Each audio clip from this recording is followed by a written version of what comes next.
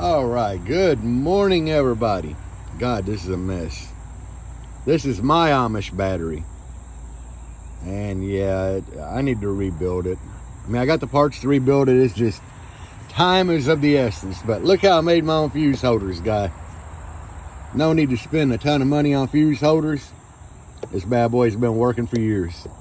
But anyway, somebody asked me how to wire up two alternators. And I got an alternator there, and I got an alternator down there. And believe it or not, most time when I drive this thing, I'm only on one, because I have a fat boy regulator and it allows me to turn alternator on or off. And you know, I swap between them to make sure that they're both still working good and everything. But the purpose of this video is how to wire two up. My alternators, I have two wires coming out of the plug, and one of them's only ground and one of them's fields. Now, my fat boy, it actually has separate terminals for fields. That way I can run one or the other or both.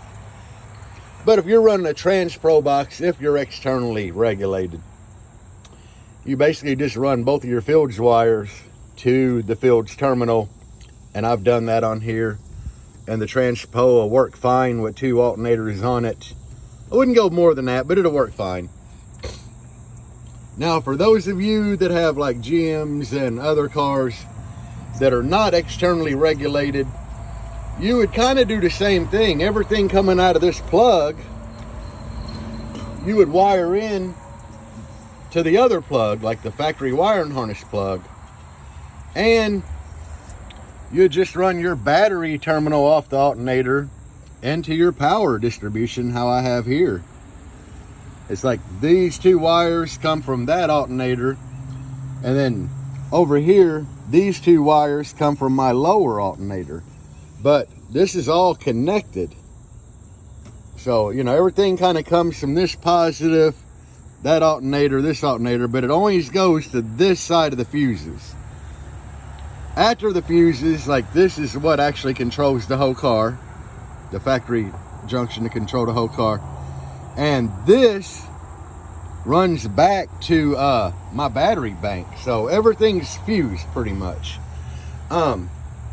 Except for that, there's fuses in the fuse box of the car. But, and then your grounds, you know, make sure that you have good grounds on there, which like this alternator, right here, the bolt where it bolts down, I got a big ground there going to my ground side, and same for the bottom. So that's how you wire two alternators. I mean, it's pretty straightforward and simple.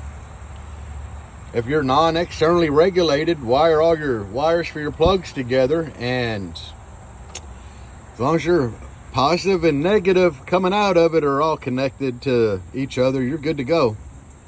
I mean, I've seen people take the positive here, and like the alternator below, its positive would come up to this junction, and then from this junction to here, because that way they're still chained together. But that's pretty much all it takes, guys. And don't judge me for my underhood shenanigans, because this is the first battery box I built, and it's terrible. I mean, it definitely needs redone. But anyway, I'll get to that. And this aluminum probably ain't the best. I made it with just flat bar aluminum. But I mean, honestly, it's been holding up for a long time, so I can't complain. We got an Autotech 370 right here, and that's a Brand X 320 down there, and they've both been really good to me.